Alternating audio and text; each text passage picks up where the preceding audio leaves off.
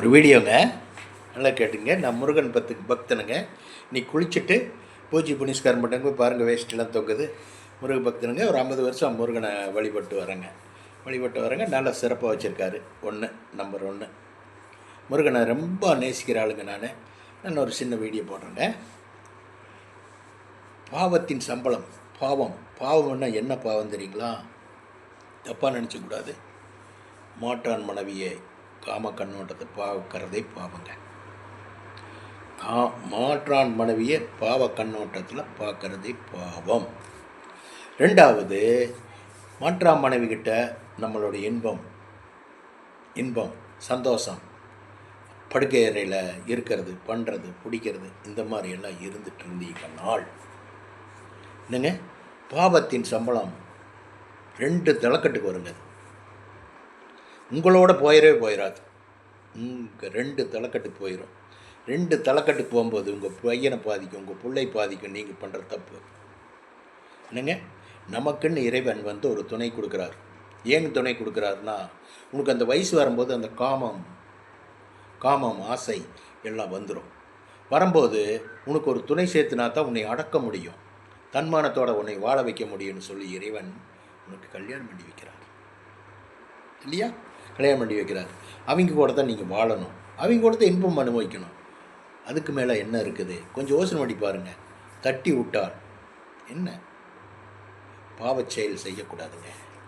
நம்ம மனைவி ரொம்ப நேசிக்கணுங்க. அவங்களுக்கு பிடிச்ச மாதிரி நடந்துட்டு ஏகப்பட்ட சந்தோஷம் இருக்குதுங்க வாழ்க்கையில். பெண்ணுன்னு என்னங்க, தெய்வம். சும்மா இல்லை. பெண்கள் நீங்கள் சாதாரணமாக நம்ம வீட்டு ஒய்ஃபுன்னா துணி துவைக்கிறது, வீடு கூட்டுறது, சமையல் பண்ணுறதுன்னு நினச்சிக்காதீங்க. பெண் ஒரு தெய்வம் கூடம் படைச்சவைங்க. நீங்கள் அழுது தவண்டு போய் உட்காருங்க, அவங்க நிம்மதியாக வீட்டுக்குள்ளே இருந்துருவாங்களா? ஏங்க, என்ன விஷயம், ஏது விஷயம்? அப்போவே செயினெல்லாம் கழட்டுவாங்க. இந்தாங்க இதை வைங்க, பேங்க்கில் வச்சு உங்கள் பிரச்சனை முடியுங்க. எங்கே ஒரு மாதிரியாக இருக்கிறீங்க, தவண்டு போயிடுவாங்க. அந்த மாதிரி தெய்வ குணம் உள்ளவைங்க பெண்கள். அவங்களுக்கு துரோகம் பண்ணக்கூடாதுங்க. அந்த பாவம் 2-3 தலைக்கட்டு நம்மளுக்கு சேரும். மாற்றா மனைவியை தொடக்கூடாது. பெண்களை இச்சைக்கு ஆளாக்கக்கூடாது. புரிஞ்சுதுங்களா? ஜாக்கிரதையாக கவனமாக இருக்கணுங்க. பல பிரச்சனைக்கு ஆளாயிருவீங்க நீங்கள். சில பேரெல்லாம் நோய்வாய்ப்பட்டுறாங்க. நோய்வாய்ப்பட்டுனா எந்த பகுதியில் அது நோய்வாய்ப்பட்டு போகிறாங்க தெரியுங்களா? இந்த கிட்னி அந்த மாதிரி நோய்வாய்ப்பட்டு தான் நிறைய பேர் இறந்துருக்காங்க, நிறைய பேர் சிரமப்பட்டிருக்காங்க.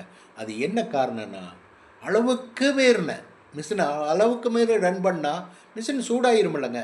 சூடாகும்போது புகஞ்சு வெடிச்சிடும். அதுதான் இது உடம்புங்க, சதை, ரத்தம், இதுதாங்க, மிஷின் அல்ல.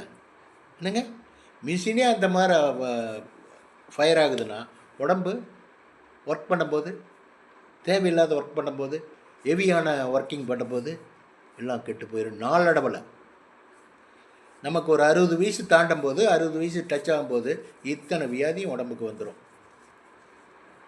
இந்த கெட்ட பழக்கத்தினால. அதில் இன்பம் இருக்கும், ஒரு 5 நிமிஷம் இன்பம் தான், மணிக்கணக்கான இன்பம் கிடையாது. 5 நிமிஷம் 6 நிமிஷம் ஒன்று இன்பம் தான், சந்தோஷம்தான், சொர்க்கம்தான். இந்த சொர்க்கத்தினுடைய விளைவு நம்ம வீட்டில் இருக்காது, நம்ம வீட்லேயே இருக்குது. கிட்டத்தட்ட இறைவன் 10-15 ஹவர் கொடுத்துருக்கானே நைட்டு. நல்லா நிம்மதியாக சாப்பிட்டு காலை நீட்டி நல்லா தூங்கு அப்படின்னு சொல்லி அந்த டைமில் எல்லாமே பண்ணலாமே. இந்த தவறான பாதை போய் நீங்கள் அசிங்கத்துக்கு ஆளாகக்கூடாது. கொஞ்சம் கவனமாக இருங்க, சரிங்களா? கவனமாக இருக்கணும். மனசு கட்டுப்பாடு வேணுங்க. கண்கள் வீட்டில் 2 கண் இருக்குதுங்க. மனைவிக்கிட்ட ஒரு கண் இருக்குது, ஜெண்டலில் ஒரு கண் இருக்குது. குடும்பத்து மேலே ஒரு கண் இருக்குது, ஜெண்டலில் ஒரு கண் இருக்குது. 2 பார்வை. அந்த மாதிரி வாழணுங்க. அந்த மாதிரி வாழ்ந்தால் அப்பளுக்கு இல்லாமல், வெத்தலை பார்த்துருக்கீங்களா? செடியில் அப்படியே மலர்ந்து நிற்கும் வெத்தலை.